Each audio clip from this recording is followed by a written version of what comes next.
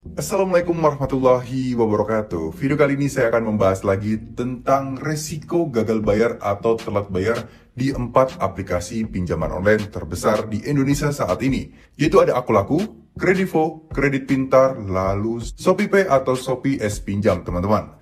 Nah, sebelum itu kita harus bahas dulu ya teman-teman, 4 aplikasi ini apakah aplikasi legal atau ilegal dulu. Nah, yang jelas 4 aplikasi ini adalah 4 aplikasi yang sudah legal atau resmi terdaftar di OJK. Ya, teman-teman, saya sudah pernah jelaskan tentang Akulaku, Kredivo, SPayLater, dan lain sebagainya.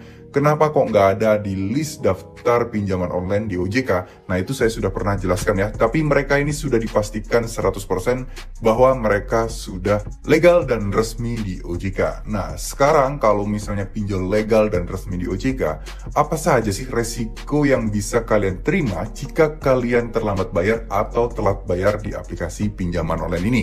Ya, mungkin Akulaku, Kredivo, kemudian SPayLater termasuk aplikasi PayLater ya, bukan pinjaman online. Tapi di situ dia ada fitur pinjaman tunai yang ini artinya mereka juga sebagai pinjaman online, teman-teman.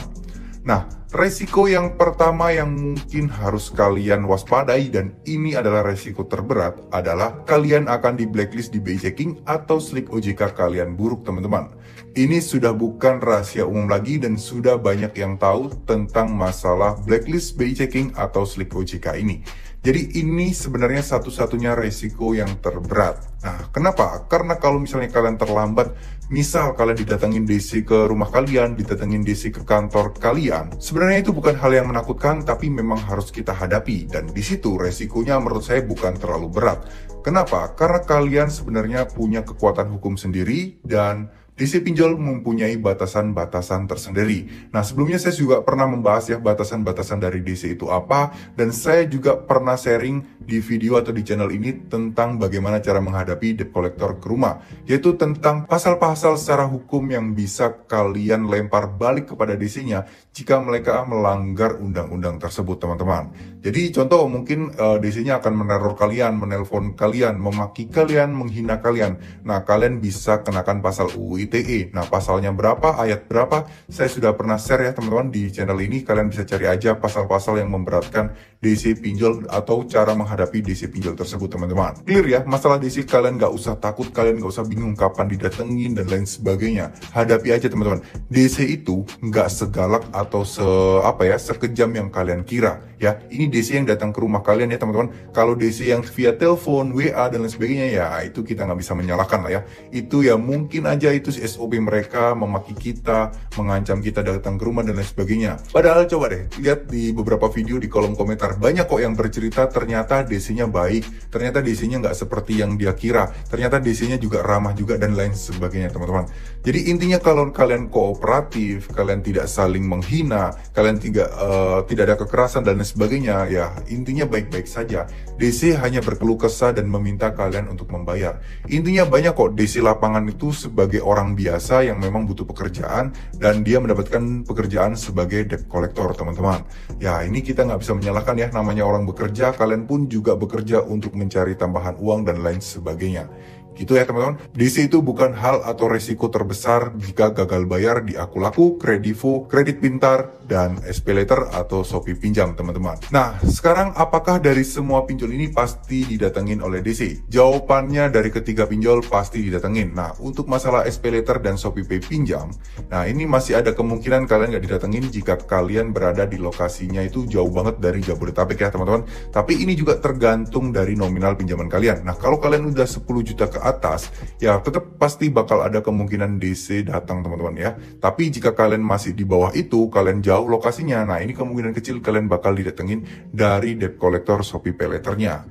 Nah, lalu selanjutnya apa bang resikonya? Nah, selanjutnya misal kalian diancam bahwa akan dimasukkan ke jalur hukum, akan diancam untuk dibawa ke jalur hukum, kantor polisi, dan lain sebagainya. Nah, ini hoax ya teman-teman. Kalian jangan percaya dan kalian jangan takut.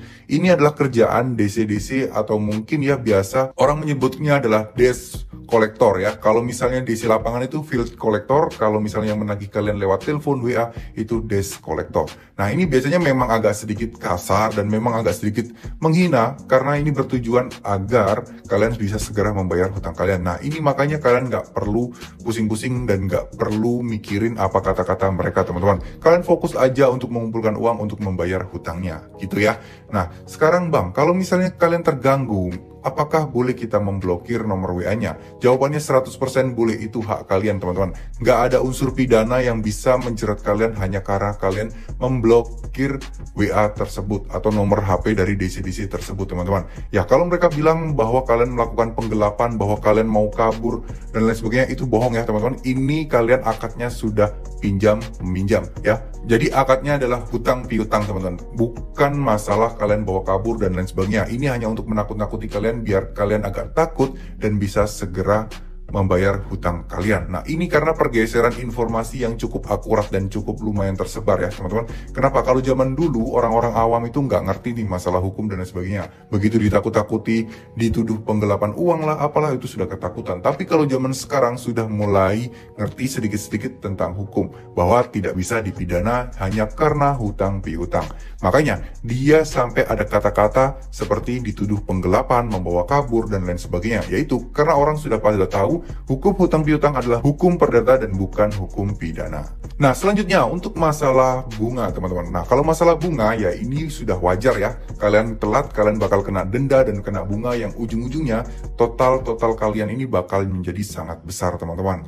Tapi sebesar-besarnya karena mereka ini adalah pinjol legal ya, kalian nggak bakal melebihi dari 100% pinjaman pokok kalian. Nah Bang, pinjaman pokok ini maksudnya apa sih?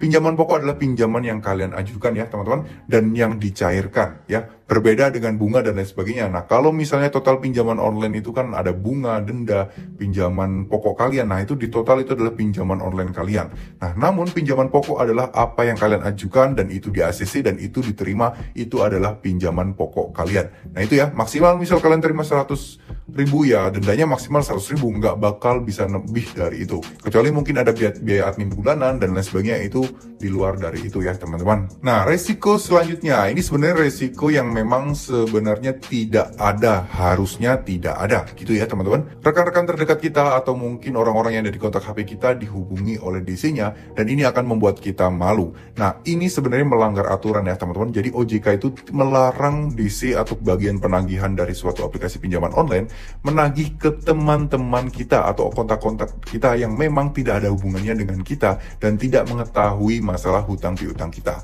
Kalau menghubungi kontak darurat oke lah, nggak masalah. Tapi kalau menghubungi sampai kontak-kontak atau teman Facebook, teman Instagram dan lain sebagainya, itu mereka sebenarnya sudah melanggar aturan. Nah kalian tinggal ancam balik aja bakal melaporkan kejadian ini atau melaporkan tindakan seperti ini yang akan merugikan dan memalukan kalian. Dan ini kalau secara pidana ya teman-teman, ini masuk ke ranah UU ITE di mana pencemaran nama baik. Gitu ya teman-teman.